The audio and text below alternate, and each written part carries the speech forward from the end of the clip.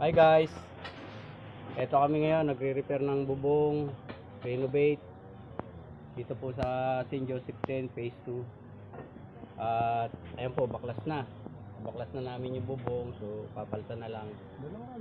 Tapos Ayun yung kay Bunso. andun po sa taas yung aking isang trabahador sa taas. Guys, follow nyo lang ako sa aking page at like and share. So guys, maganda to, araw-araw may trabaho.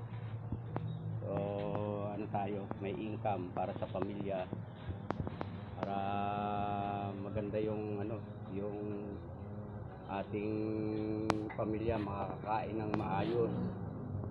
Yan guys, so yan. So andito naman, bukas na, ayan na, wala nang bubong. Na tagusan na ang langit. Guys, follow, like and share.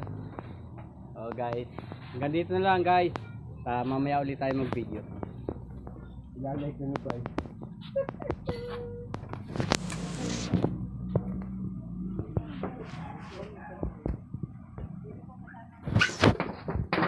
Guys, ano ba? Sinora-honor yun guys.